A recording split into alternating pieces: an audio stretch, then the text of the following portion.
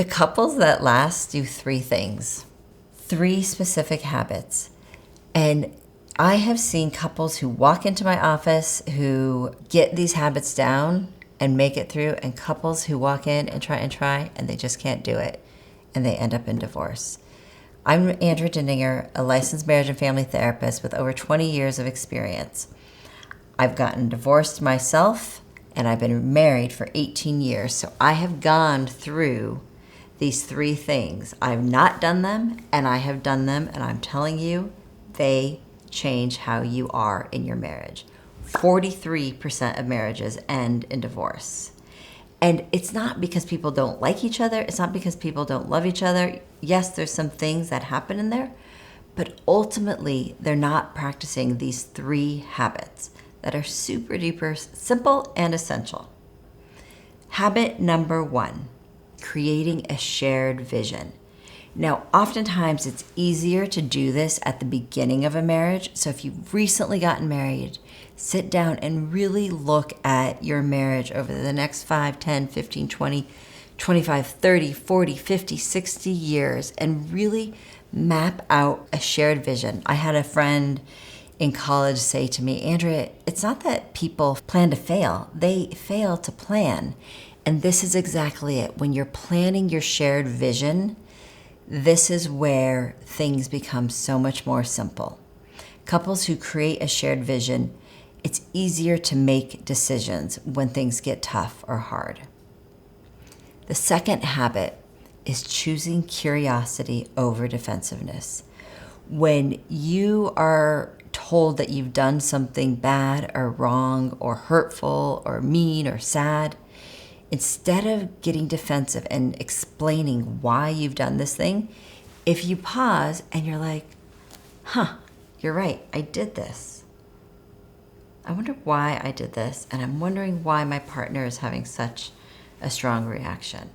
Or if you've done something that you think is innocuous and they're really hurt, that's an excellent place to bring that curiosity forward. Really being interested, what's happening for them? Why are they losing their shit right now? And that curiosity is so filled with love. It's like when you're changing your baby's diaper and they're babbling to you and you just talk to them and you're like, wow, I had no idea. And then what happened? You're expressing curiosity with them. That's the same thing to do with your spouse, with your partner, being really curious about what they've experienced. The third habit, caring deeply about your own well-being and their well-being. Again, it helps simplify things when you have your shared vision.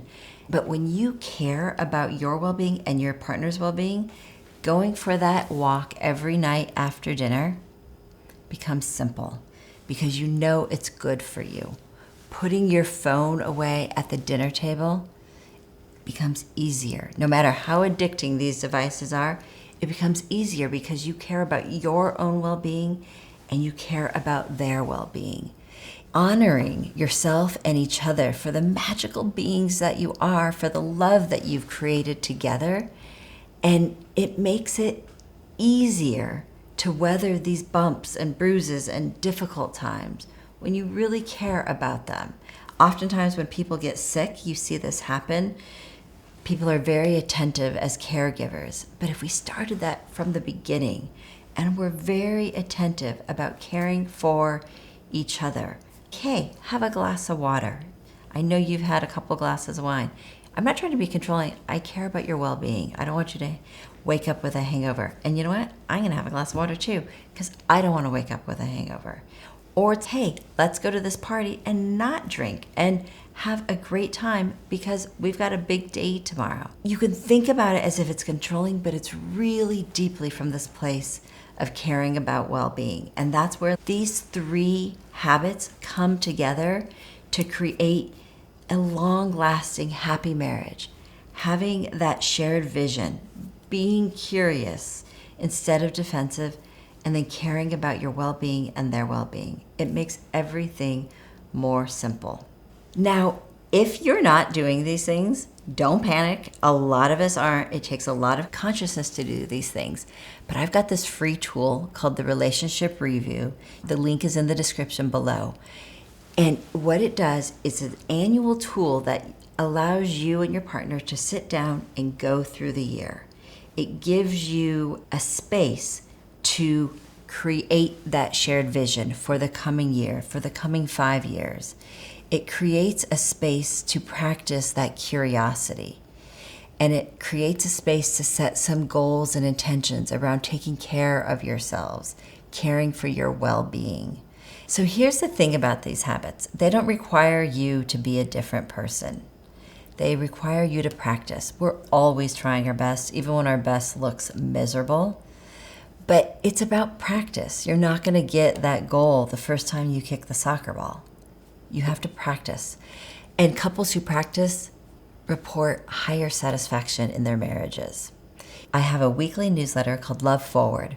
The sign up is in the description below. I'd love for you to read it. It makes you stay awake and shift your perspective on relationships and how to be present in them. If you've found these 3 habits helpful, like and subscribe this video. Share it with a friend.